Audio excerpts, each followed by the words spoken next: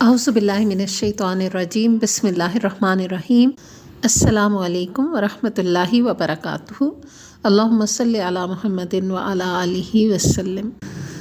سیرت مبارکہ میں آج کا جو ہمارا ٹاپک ہے وہ ہے نبوت اور رسالت کی چھاؤں میں۔ تو اس میں سب سے پہلا عنوان جو بنتا ہے وہ ہے غار حرا۔ رسول اللہ صلی اللہ علیہ وآلہ وسلم کی عمر شریف جب 40 برس کے قریب ہو چکی اور اس دوران آپ صلی اللہ علیہ وآلہ وسلم کے اب تک کے تأملات نے قوم سے آپ صلی اللہ علیہ وآلہ وسلم کا ذہنی اور فکری فاصلہ بہت وسیع کر دیا تھا، تو آپ صلی اللہ علیہ وآلہ وسلم کو تنہائی محبوب ہو گئی۔ چنانچہ آپ صلی اللہ علیہ وآلہ وسلم ستو اور پانی لے کر مکہ سے کوئی 2 میل دور کوہ حرا کے غار میں جا رہے تھے۔ یہ ایک مختصر سا غار ہے جس کا طول 4 گز اور عرض 2.25 گز ہے۔ یہ نیچے کی جانب گہرا نہیں ہے بلکہ ایک مختصر راستے کے بازو میں اوپر کی چٹانوں کے باہم ملنے سے ایک کوتل کی شکل اختیار کیے ہوئے ہے۔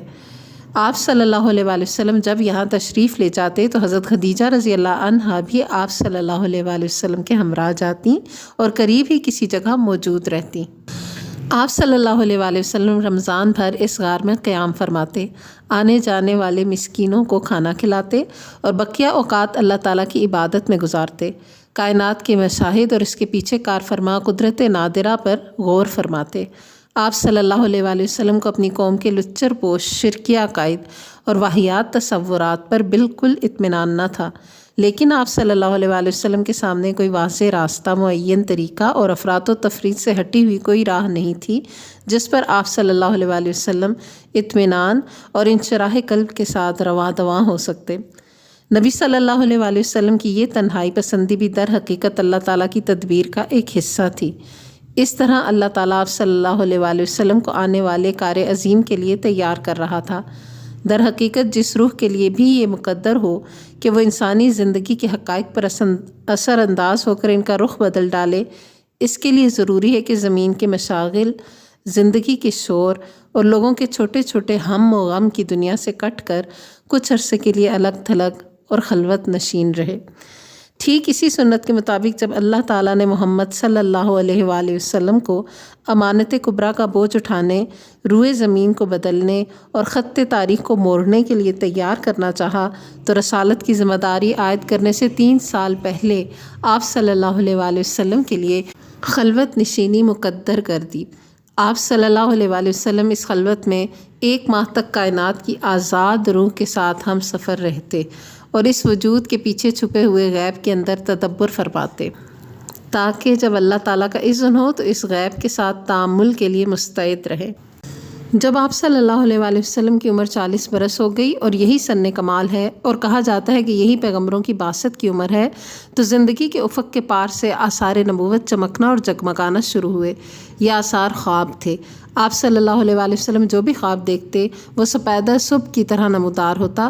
اس حالت پر 6 ماہ کا عرصہ گزر گیا، جو مدت نبوت کا 46واں حصہ ہے اور کل مدت نبوت 23 برس ہے۔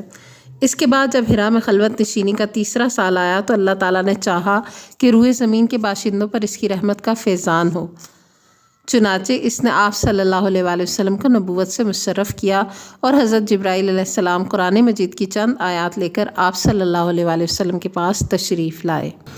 دلائل اور قرائن پر ایک جامع نگاہ ڈال کر حضرت جبرائیل علیہ السلام کی تشریف آوری کے اس واقعے کی تاریخ معین کی جا سکتی ہے۔ ہماری تحقیق کے مطابق یہ واقعہ رمضان المبارک کی 21 تاریخ کو دوشنبہ کی رات میں پیش آیا۔ اس روز اگست کی 10 تاریخ تھی اور 610 عیسوی تھا۔ قمری حساب سے نبی صلی اللہ علیہ وآلہ وسلم کی عمر 40 سال 6 مہینے 12 دن اور شمسی حساب سے 39 سال 3 مہینے 22 دن تھی۔ آئیے اب ذرا حضرت عائشہ رضی اللہ عنہا کی زبانی اس واقعے کی تفصیلات سنیں۔ یہ انوار لاہوت کا ایک ایسا شعلہ تھا جس سے کفر و ضلالت کی تاریخیں چھٹتی چلی گئیں، یہاں تک کہ زندگی کی رفتار بدل گئی اور تاریخ کا رخ پلٹ گیا۔ حضرت عائشہ رضی اللہ عنہا فرماتی ہیں، رسول اللہ صلی اللہ علیہ وآلہ وسلم پر وحی کی ابتدا نیند میں اچھے خواب سے ہوئی۔ آپ صلی اللہ علیہ وآلہ وسلم جو بھی خواب دیکھتے تھے وہ سپیدہ صبح کی طرح نمودار ہوتا تھا۔ پھر آپ صلی اللہ علیہ وآلہ وسلم کو تنہائی محبوب ہو گئی، چنانچہ آپ صلی اللہ علیہ وآلہ وسلم غار حرا میں خلوت اختیار فرماتے اور کئی رات گھر تشریف لائے بغیر مصروف عبادت رہتے۔ اس کے لیے آپ صلی اللہ علیہ وآلہ وسلم توشہ لے جاتے، پھر توشہ ختم ہونے پر حضرت خدیجہ رضی اللہ عنہا کے پاس واپس آتے اور تقریباً اتنے ہی دنوں کے لیے پھر توشہ لے جاتے، یہاں تک کہ آپ صلی اللہ علیہ وآلہ وسلم کے پاس حق آیا اور آپ صلی اللہ علیہ وآلہ وسلم غار حرا میں تھے، یعنی آپ صلی اللہ علیہ وآلہ وسلم کے پاس فرشتہ آیا اور اس نے کہا پڑھو۔ آپ صلی اللہ علیہ وآلہ وسلم نے فرمایا میں پڑھا ہوا نہیں ہوں۔ آپ صلی اللہ علیہ وآلہ وسلم فرماتے ہیں کہ اس پر اس نے مجھے پکڑ کر اس زور سے دبایا کہ میری قوت نچوڑ دی، پھر چھوڑ کر کہا پڑھو۔ میں نے کہا میں پڑھا ہوا نہیں ہوں۔ اس نے دوبارہ پکڑ کر دبوچا، پھر چھوڑ کر کہا پڑھو۔ میں نے پھر کہا میں پڑھا ہوا نہیں ہوں۔ اس نے تیسری بار پکڑ کر دبوچا، پھر چھوڑ کر کہا اقرأ بسم ربک الذی خلق خلق الانسان من علق اقرأ وربک الاکرم، پڑھو اپنے رب کے نام سے جس نے پیدا کیا، انسان کو لوتھڑے سے پیدا کیا، پڑھو اور تمہارا رب نہایت کریم ہے۔ ان آیات کے ساتھ رسول اللہ صلی اللہ علیہ وآلہ وسلم پلٹے۔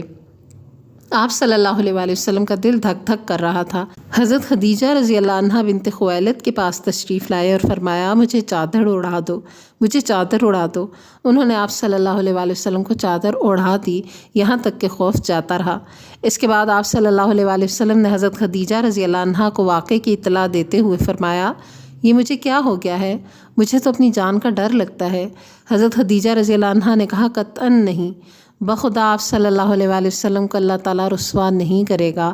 آپ صلی اللہ علیہ وآلہ وسلم صلہ رحمی کرتے ہیں، درماندوں کا بوجھ اٹھاتے ہیں، تہی دستوں کا بندوبست کرتے ہیں، مہمان کی میزبانی کرتے ہیں اور حق کے مصائب پر اعانت کرتے ہیں، یعنی مدد کرتے ہیں۔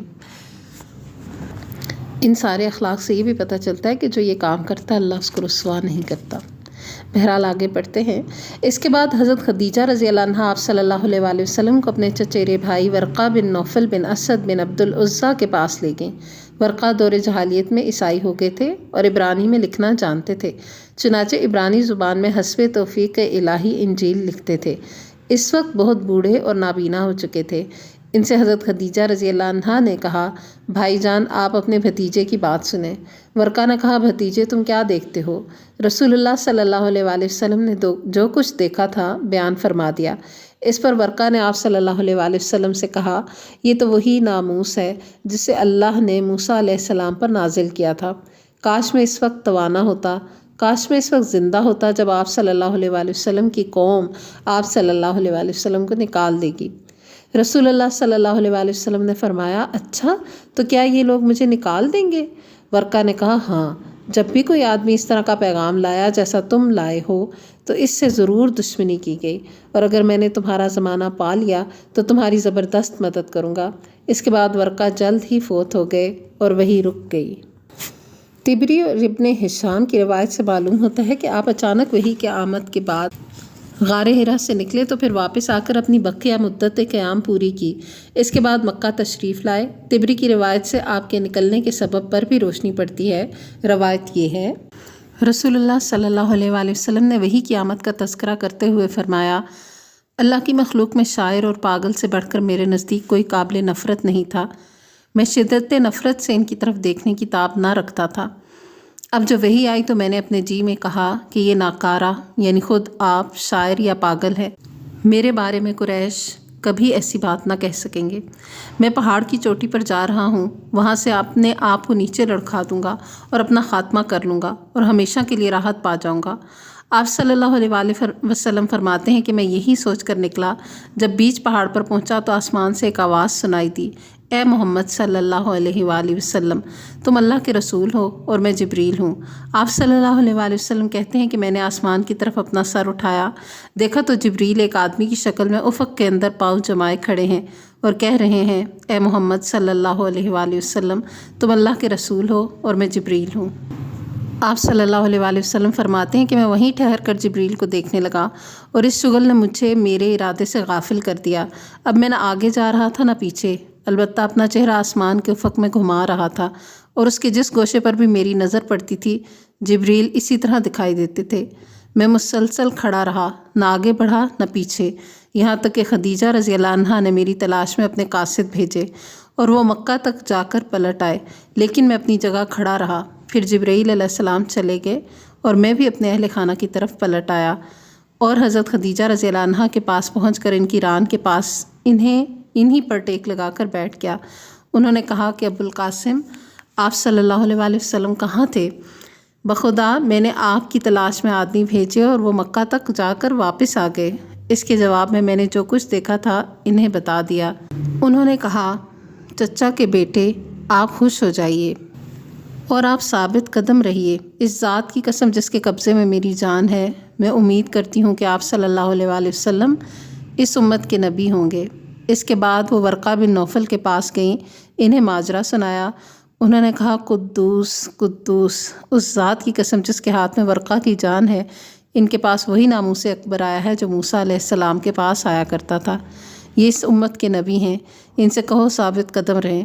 اس کے بعد حضرت خدیجہ رضی اللہ عنہا نے واپس آ کر آپ صلی اللہ علیہ وآلہ وسلم کو ورقہ کی بات بتائی۔ پھر جب رسول اللہ صلی اللہ علیہ وآلہ وسلم نے حرا میں اپنا قیام پورا کیا اور مکہ تشریف لائے تو آپ صلی اللہ علیہ وآلہ وسلم سے ورقہ نے ملاقات کی اور آپ صلی اللہ علیہ وآلہ وسلم کی زبانی تفصیلات سن کر کہا، اس ذات کی قسم جس کے ہاتھ میں میری جان ہے، آپ صلی اللہ علیہ وآلہ وسلم اس امت کے نبی ہیں۔ آپ صلی اللہ علیہ وآلہ وسلم کے پاس وہی ناموس اکبر آیا ہے جو موسیٰ علیہ السلام کے پاس آیا تھا۔ رہی یہ بات کہ وہی کتنے دنوں تک بند رہی، تو اس سلسلے میں ابن سعد نے ابن عباس رضی اللہ عنہ سے ایک روایت نقل کی ہے جس کا مفہوم یہ ہے کہ بندش چند دنوں کے لیے تھی، اور سارے پہلوؤں پر نظر ڈالنے کے بعد یہی بات راجع بلکہ یقینی معلوم ہوتی ہے۔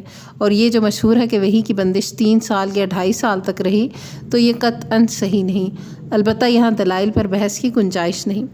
وہی کی اس بندش کے عرصے میں رسول اللہ صلی اللہ علیہ وآلہ وسلم حزین و غمگین رہے اور آپ پر حیرت اور استعجاب طاری رہا۔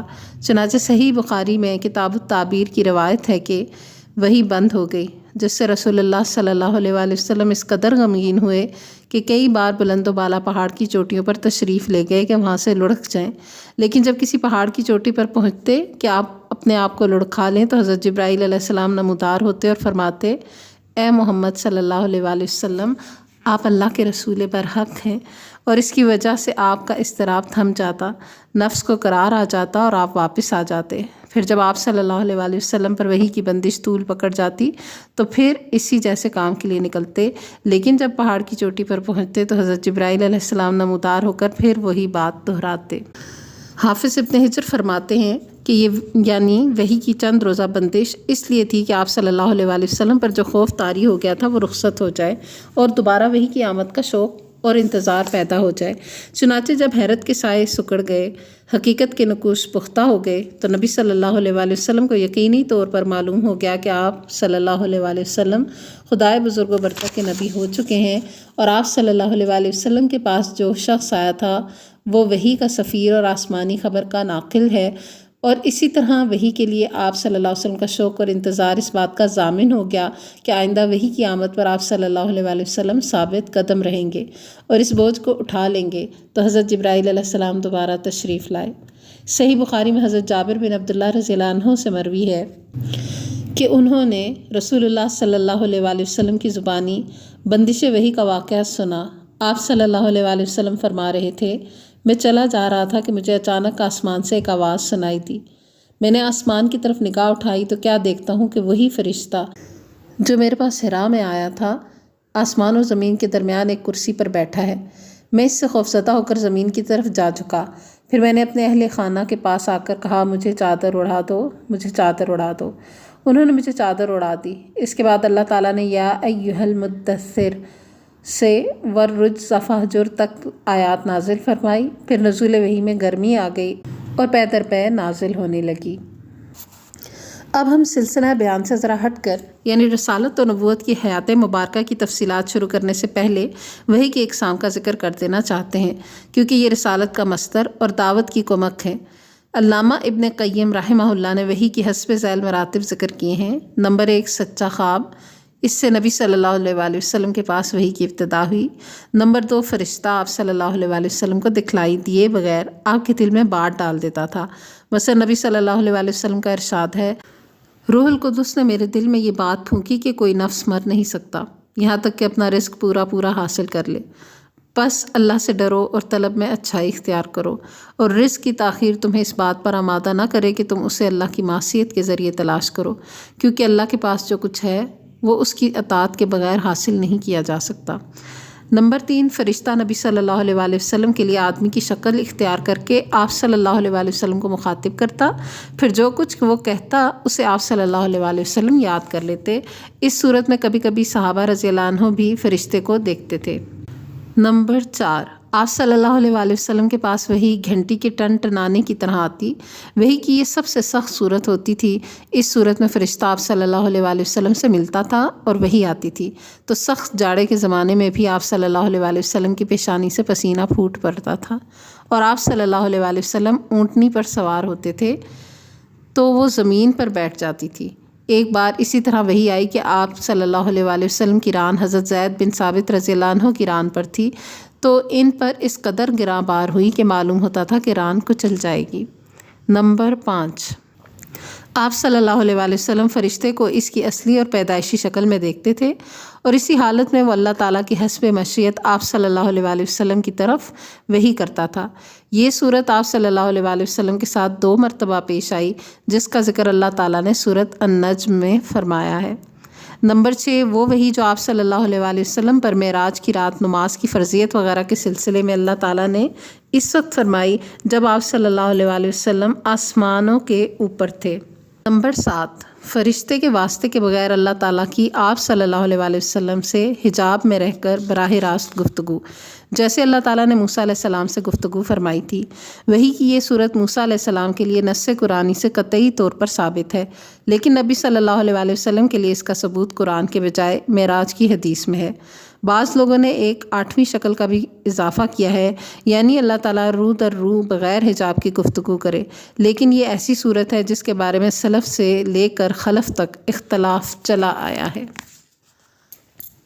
تو یہ تھا نبوت کا وہ ابتدائی حصہ جب آپ صلی اللہ علیہ وآلہ وسلم نبی بن گئے، اور اس کے بعد ہم انشاءاللہ نیکسٹ چیپٹر میں پڑھیں گے کہ تبلیغ کا کام کیسے شروع ہوا۔ تب تک کے لیے اجازت دیجیے۔ وآخر دعوانا ان الحمد للہ رب العالمین۔ سبحانک اللہم و بحمدک، نشہد ان لا الہ الا انت، نستغفرک و نتوب الیک۔ والسلام علیکم ورحمۃ اللہ وبرکاتہ۔